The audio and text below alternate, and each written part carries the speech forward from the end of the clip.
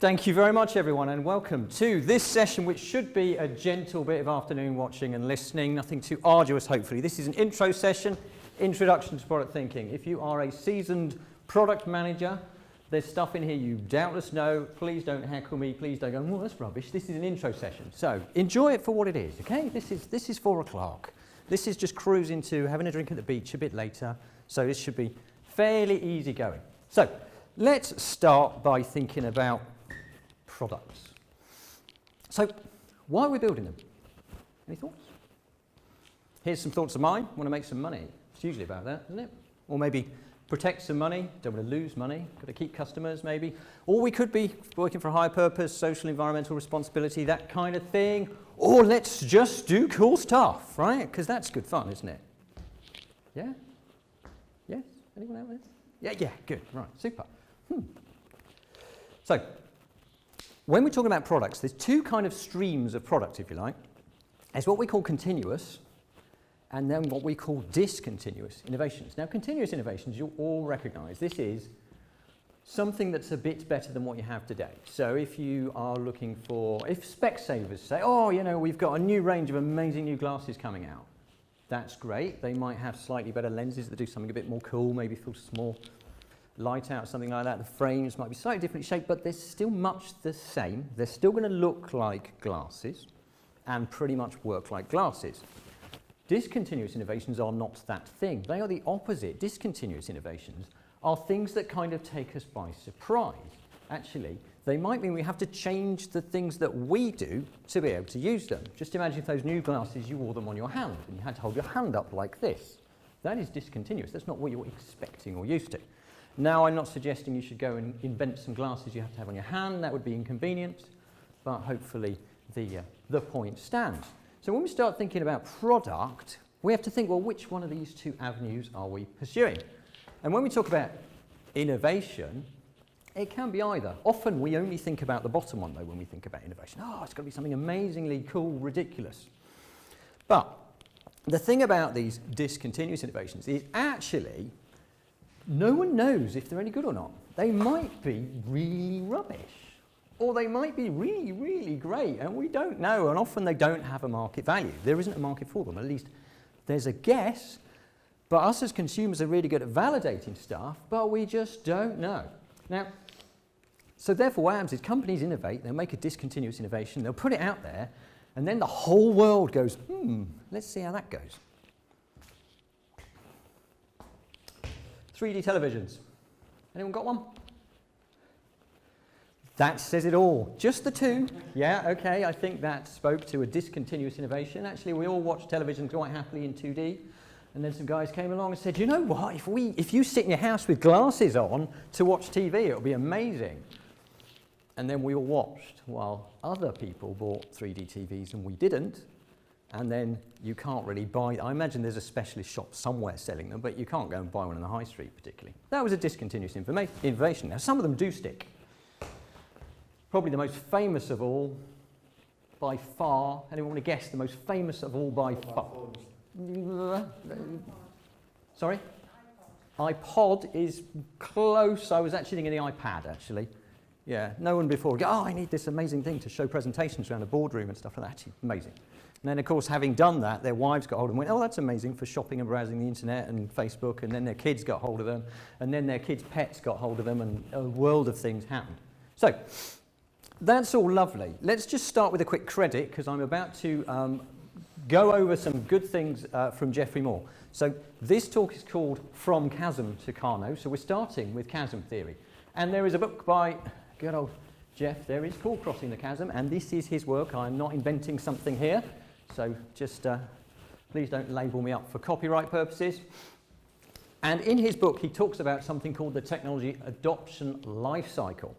Talks about actually how a product gets into its market space, grows through its market space, and ultimately what happens throughout its useful life. Now, inside that is something called the chasm, because this talk is about, starting with the chasm.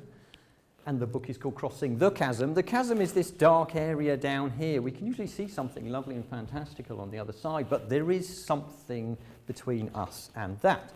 So let's look at that model. Basically, it's a curve. So sales volume here, lifespan going this way.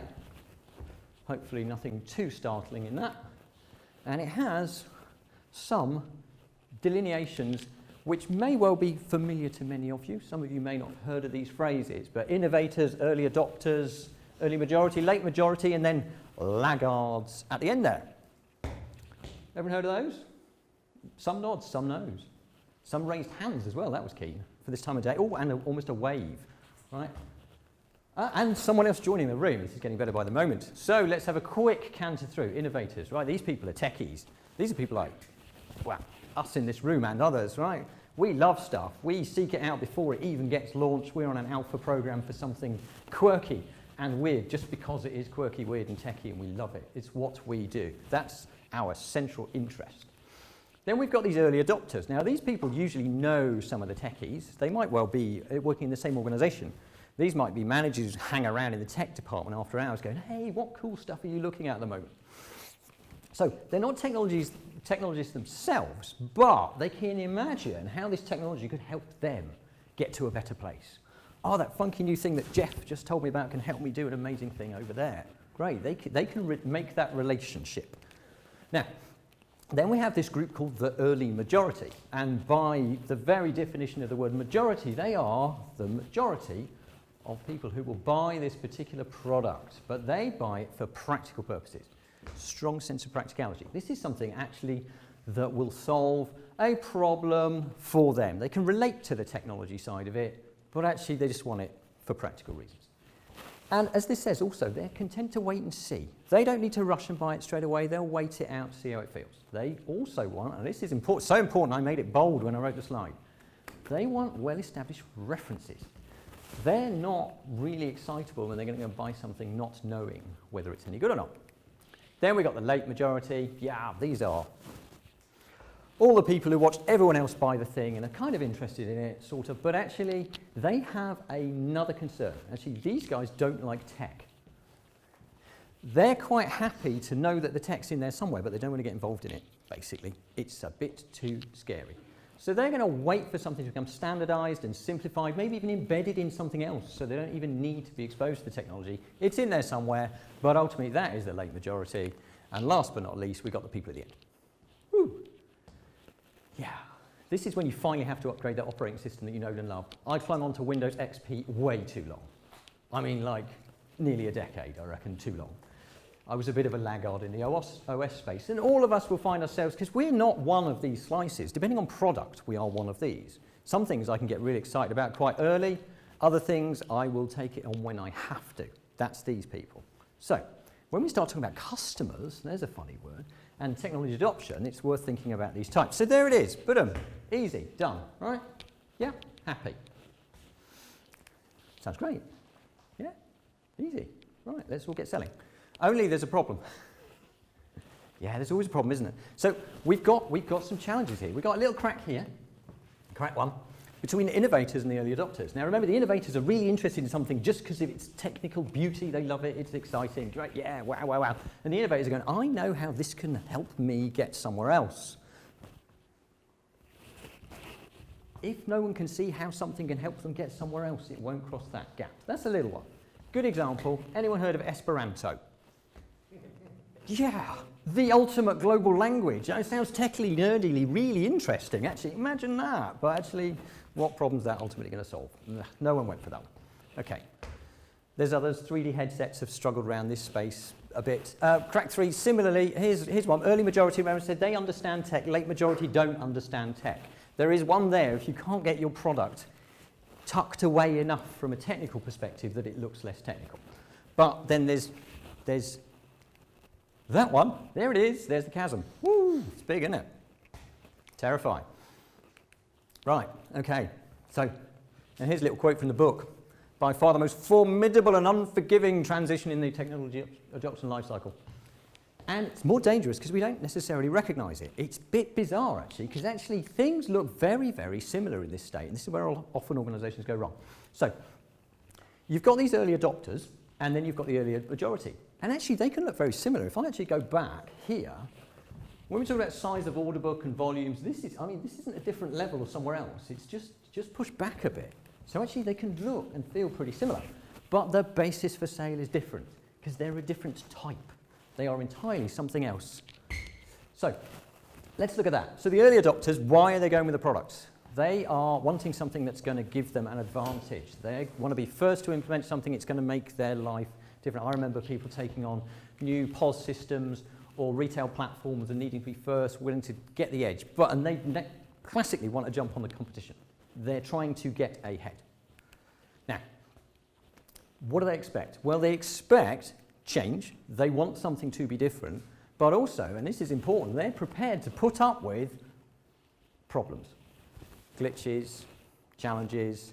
They're probably going to have a pretty close relationship with the supplier, and they're going to be probably talking to them quite a lot, and the supplier is going to be struggling almost to keep up, if you like, with the early adopters. Yeah, it's an interesting environment to be in. I'm sure many of you have seen this. So, early majority, whilst they might look the same, are different, because what they are doing is they don't need some radical game-changing jump on their competition. They just want a productivity improvement, actually. They want something that's going to help them be better, but not some massive leap of faith. Evolution, not revolution. Now, and it says again, enhance, not overthrow. But because of that, they don't want to debug someone else's product. Why would they do that at all? Actually, they want it to work properly. Well, you would, wouldn't you? And they want it to integrate appropriately with whatever else that they are selling, doing, or have existing inside their organization. Yeah? Well, you would, wouldn't you? But that's quite a different kind of gambit than we had just a moment ago. So, here's an interesting thing, and it's a bit of a, I think the emoji, I love that emoji, kind of, makes you think, right? So, these early majority people, okay, they don't want radical change. They don't want too much disruption. They want evolution. Now, this means they want to hear that it's okay. They want someone to say, yeah, don't worry, Jane, we put it in our enterprise and it was absolutely fine. Someone to say, yeah, also, we popped it in our, and it was absolutely fine. It's all good. You can trust it. Won't break your enterprise. Now, bearing in mind that a category we were talking about a moment ago, they're willing to deal with bugs and glitches and all those good things. They're not going to be saying, yeah, glided in perfectly. So, actually, if you are in this early majority, the only reference you're going to listen to is someone else who is in a similar position to you, another customer in that early majority slice. Now, as it says at the bottom there, no, upstanding member of the early majority will buy something without references, okay? Potentially several. So there's this massive catch-22. And this is why the chasm is so dangerous, because until you have got a sale in the early majority space, there are no references for the early majority, yet you can't get a sale in the early majority space until you've got a reference in the early majority. Tricky, huh? Right. So, this is hard work. So we have to cross the chasm or not make any money, stop selling our products. So we need to get somewhere where we can operate without a reference, without a support base, into a market which is highly reference and support operated. Okay, now I've used the word market there. And the good news is this is possible, right? Otherwise, we wouldn't be here and products wouldn't ever sell. So let's talk about markets for a moment. And here's a quick definition of a market. I won't read my slide to you. That always seems slightly rude just to read the words behind me. Shall I turn and do it anyway? No. Right. Important bit on this one. Set of potential customers, given set of products or service. See, I'm reading the slide already. Look at that. I won't read the slide. Anyway, let's just go to the last bullet, right?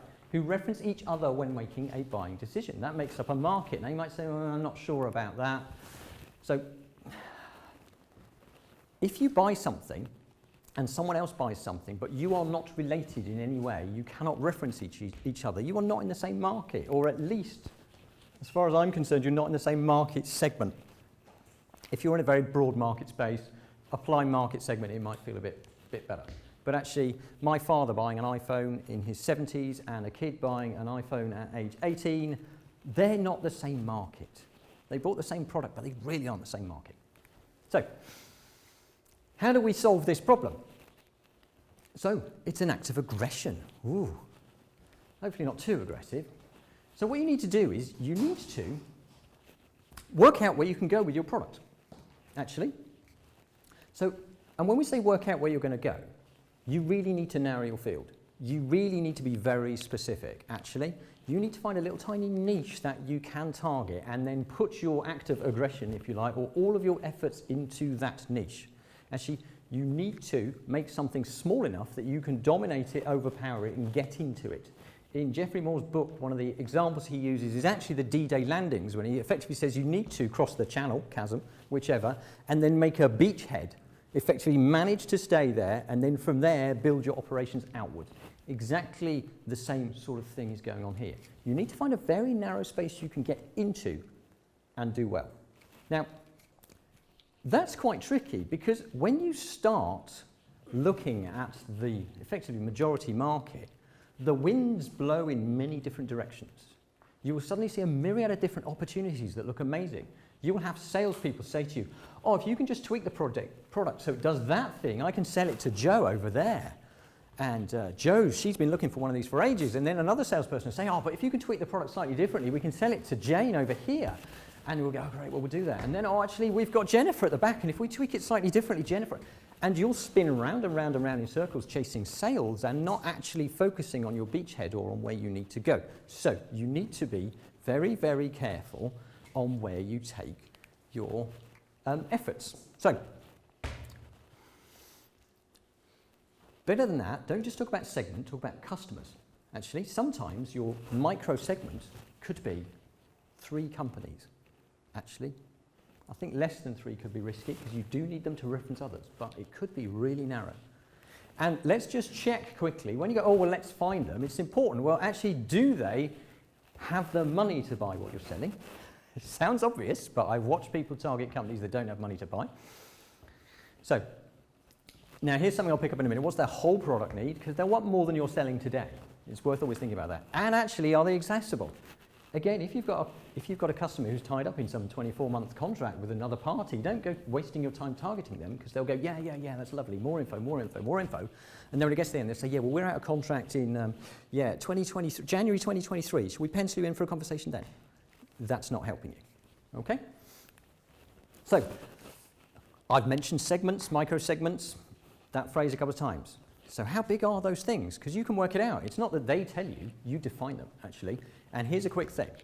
Think about the sales that you could expect to generate in maybe the next year or 2, okay? Double it.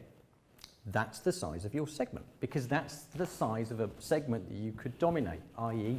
get 50% of. If you go targeting a segment that's worth 10 years worth of your sales, you can not dominate it. You can maybe get 10% of it in the next year. You won't be able to get the 90% will simply fend you off. You just won't get into it. So go narrow. Interestingly, the iPad I mentioned earlier started literally with the top few of the Fortune 500 companies and I think it was their PR departments or their internal marketing departments. They knew that in the boardrooms they needed something that looked glossy, and they went to the top of the Fortune 500 and said, here's a glossy thing that your people in boardrooms can basically one-upmanship each other with and present real-time data and make things look good. Actually, that's kind of how they got in. It was very, very narrow. So that's how we work out what those things are. So that's all very well. I've talked about chasms and markets. Let's talk about products quickly. Not necessarily quickly. We've got a bit of time, actually. So key qualities of a product, because, product needs to be bounded by a thing. So actually, it's self-contained. It's useful and usable on its own. Potentially targeted at a specific group of customers. There's a couple on here. I won't read all of them to you because that would just be a trap, wouldn't it? Yeah. Okay, so that's a product. What about a great product? I think my favourite's probably number 4 in emotional meaning. I've seen people have emotional responses to Apple products. Anyone in here had an emotional response to an Apple product? And other products, I hasten to add. Other products are out there. I actually worked with a gentleman, and I think it was, oh my word, which version of the iPhone would it have been? One of the very early ones, anyway. So this was about, 10 plus years ago. He could have got the iPhone in the UK on a certain date. He flew to Ireland so he could get it 3 days earlier, and then came back. Anyway, and he was really pleased. He was really pleased that he had it 3 days before some other people. Anyway, so there's a great product. Interesting last one, value exceeds price. Actually, if something is valuable to us, we forget the price. If it's not valuable to us, we will remember the price forever. It will haunt us. So, product, lovely. Now, I mentioned whole product a moment ago. Here's whole product. Here's a picture from Levitt, actually.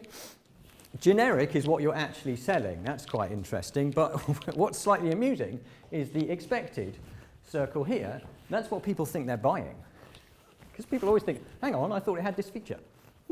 Tricky. Right, okay.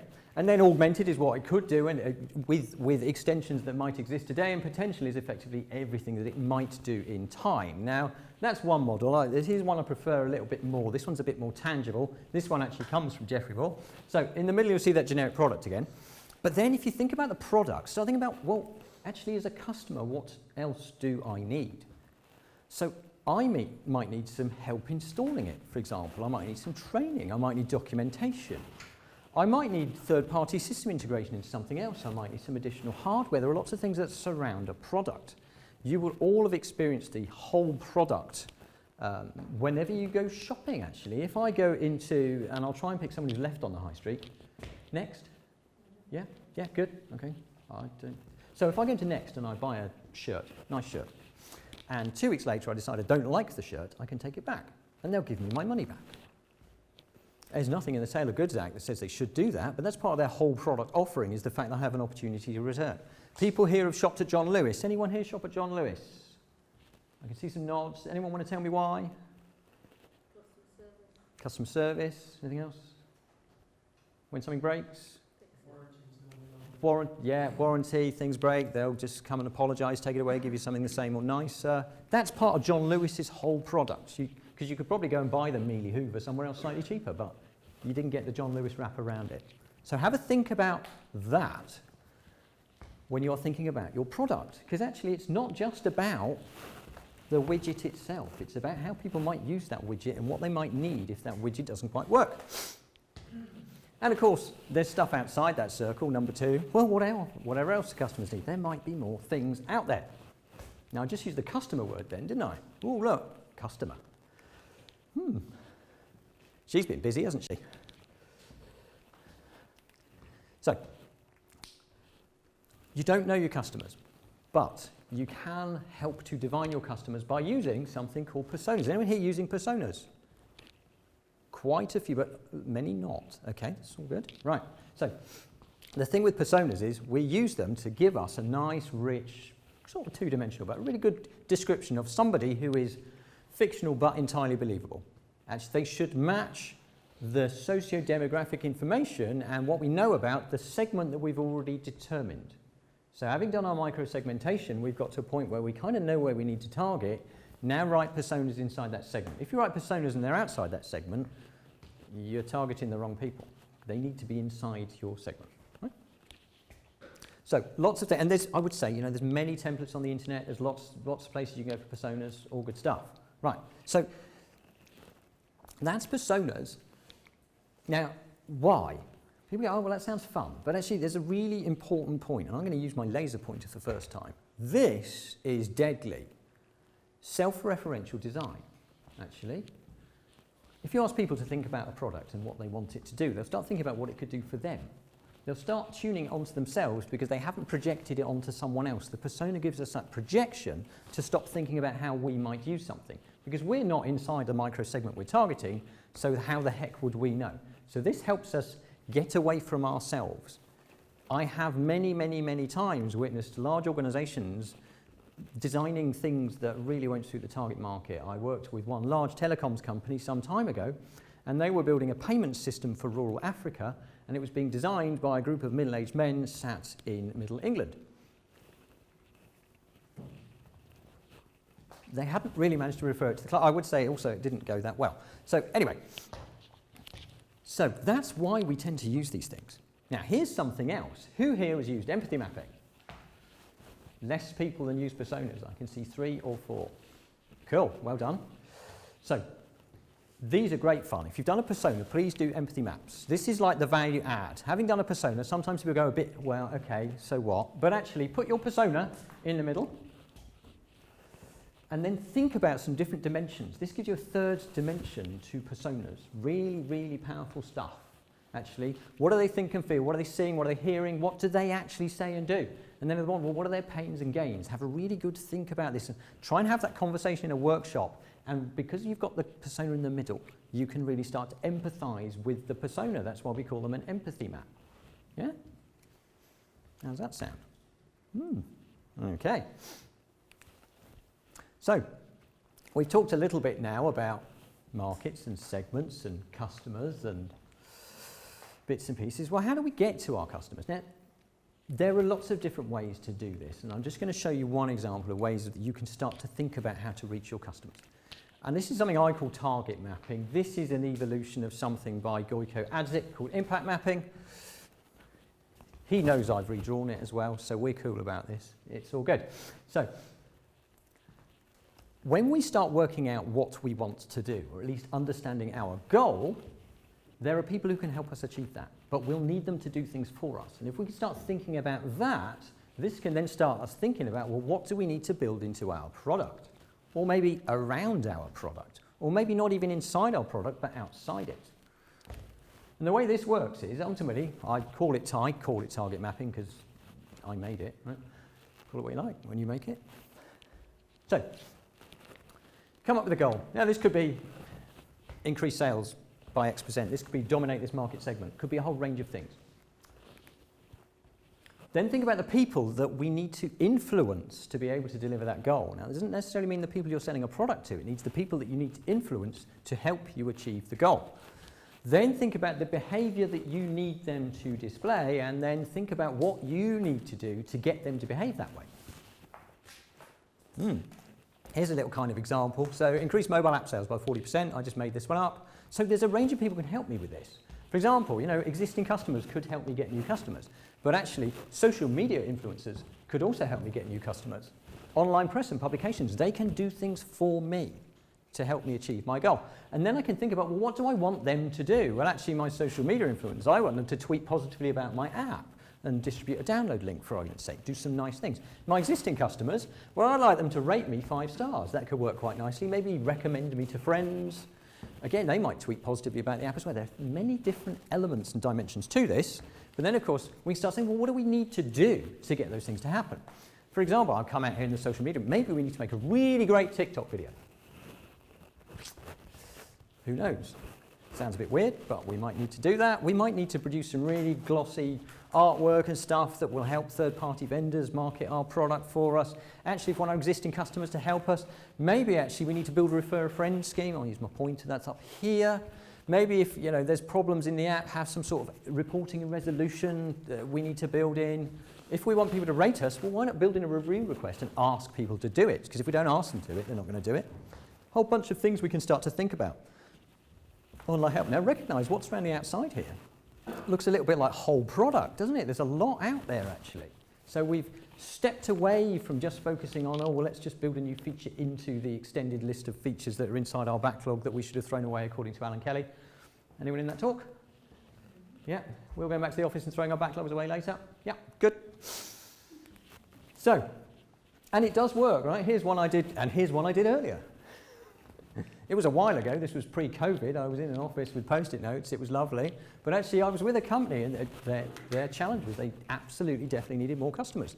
And we did the exercise, and we even did a bit of prioritization, high, medium, low. We even had a high, just for fun. High. This was very friendly. Yeah. Anyone in the room doing safe?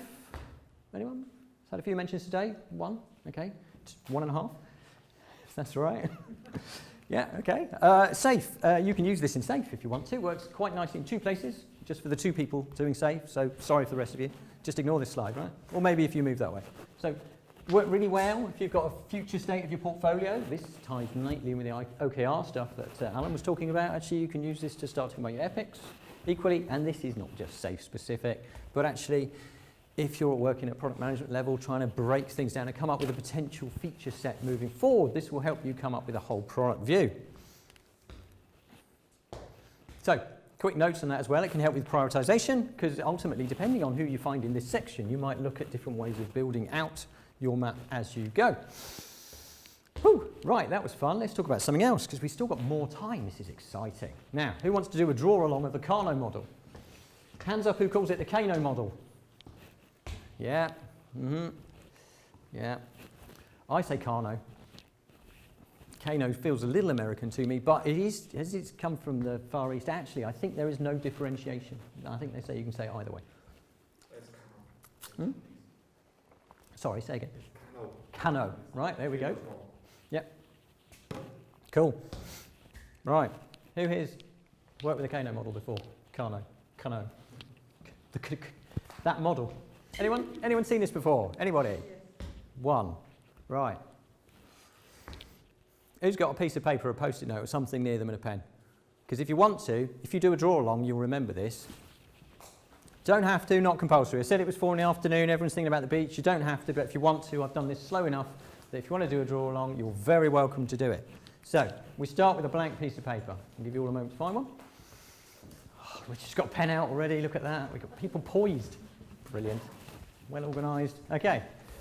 Woohoo! Right.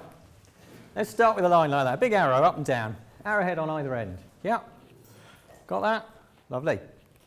So at the top, let's have really satisfied customers. Yeah. And guess what's at the bottom? Really unhappy customers. Okay? Got that? I'll give you a moment to write it down. Yeah. Or you can just draw happy faces and sad faces. I don't mind. You don't have to use my exact phraseology. Right. Okay, let's have another line going this way. Okay. On this end, we have not implemented. We have not implemented a thing. And on the far end, we have fully implemented it. Yeah? Cool. Right. There is a zone of indifference here.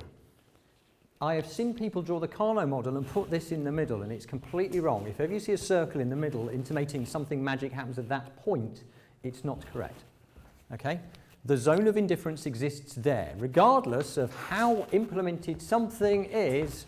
Frankly, between really unhappy and really satisfied, we're a bit meh, I reckon. We're not bothered. Okay? Right. Another line coming. Ready? He said, clicking, hopefully. There it is. Woohoo! Right, there's another line for you. Let's draw that one. Now, this is what we call the one-dimensional line. More is better. Yep. You're going to add that. You guys are great students. This is fab. Okay, let's have another one then, because you were really quick on that one. Here's another one, a little bit of a curvy one, this one. And we'll call this one must do or must have.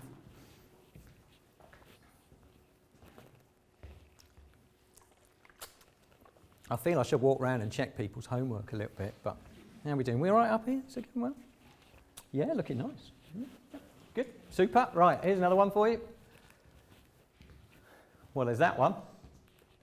We'll just call that one, who cares? Okay. Did everyone see that, or were they looking down? Because it's just appeared over the top of this one. It's here. Okay, there's who cares. And let's then have this one. This one's exciting. This is the attractive or surprise and delight line. We like that line. Yep. There's only one left, don't worry. One more after this. Yep, we ready for it? Yes. Last line. There, the reverse line. Sometimes called less is more.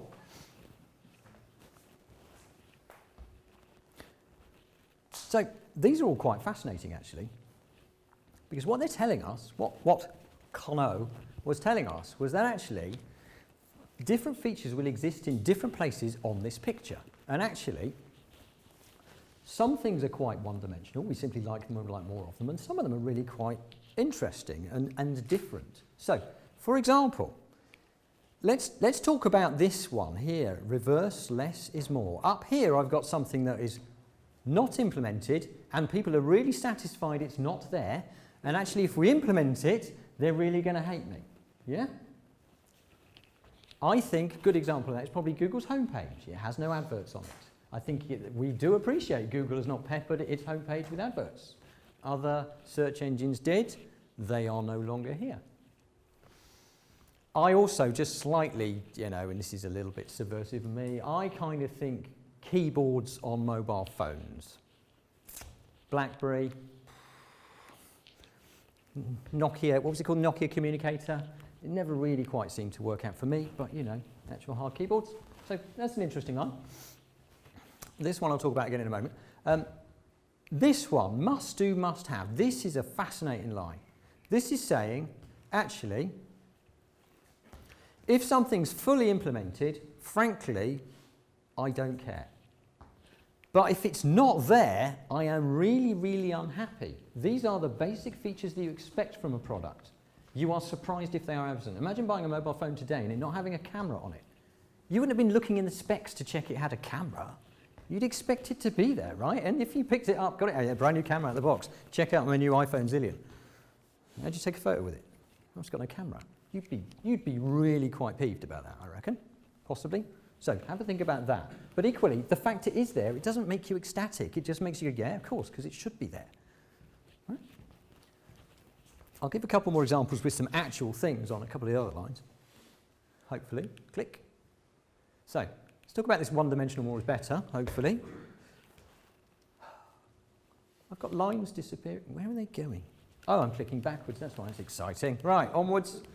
Yes. Try the other button on the remote. There we go. Right, there we go. Battery life on a mobile phone.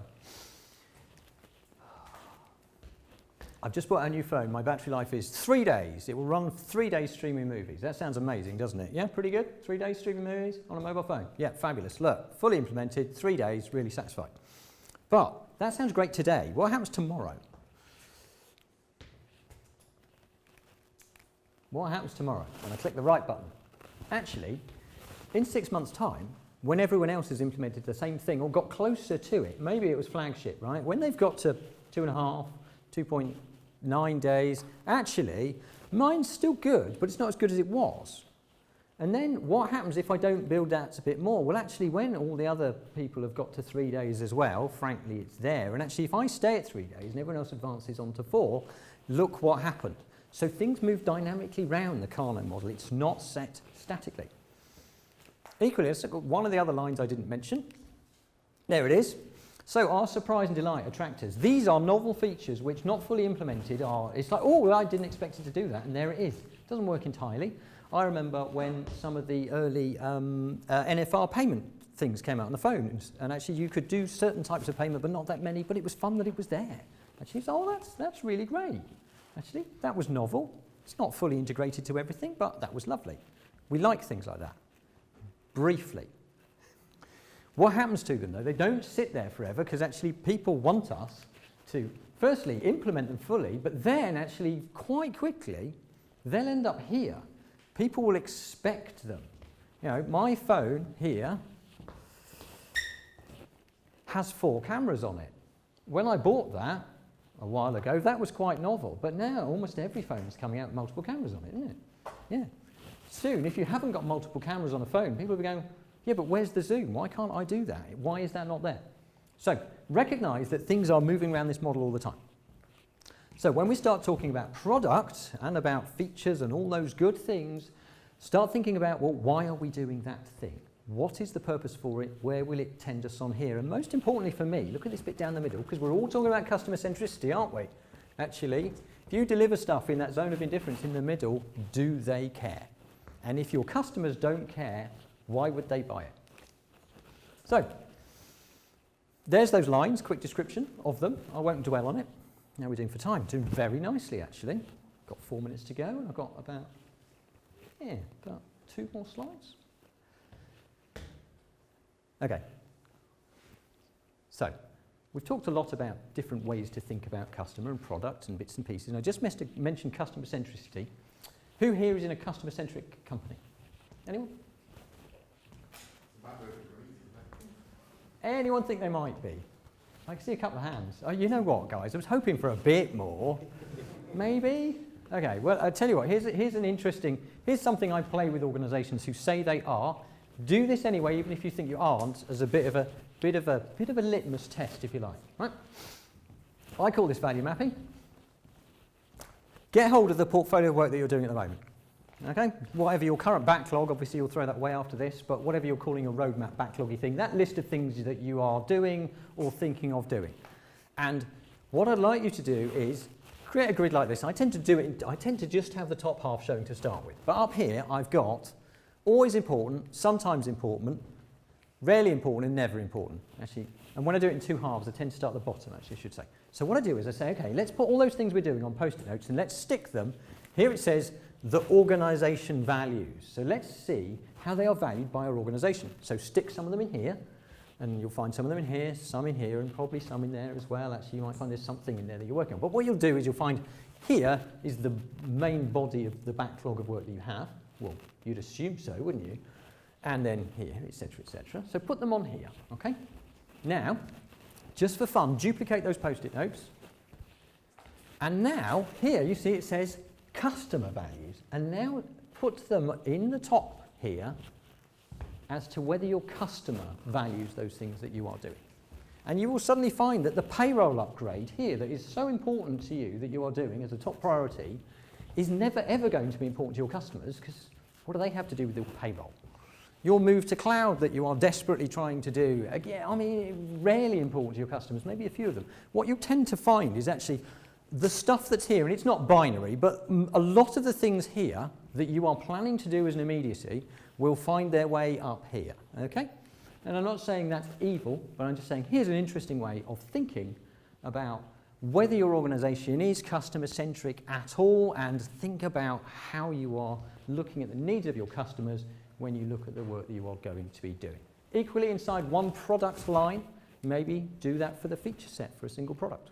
Have some fun with it. It's a little bit of a grid, but just take those two different lenses on the work that you're planning on doing. Right, 2 minutes to go. We'd best wrap up. Oh, hey, this doesn't happen by chance, you know. Right, okay, so what did we talk about? We talked about chasm, crossing that chasm. We described the fact that actually you might have groups of people that look very similar, but their buying motivations are completely different. We talked about personas and how they're a great way of getting a rich description and stop us making self-referential design that is deadly. We talked about empathy mapping that gives us that third dimension into looking at our personas. Empathy map your personas, you'll be amazed where it takes you. I introduced something called target mapping to you, or we looked at different ways of understanding the people who can help us deliver on our goals, and how we can think about different products or features we could deliver to enable them to help us. We just had a nice draw through the Kano model. Hopefully you all found that useful. And at the end, I just gave you a little bit of value mapping as a litmus test to explore how customer-centric your organisation actually is. And I was Matt Hosking. Thank you very much.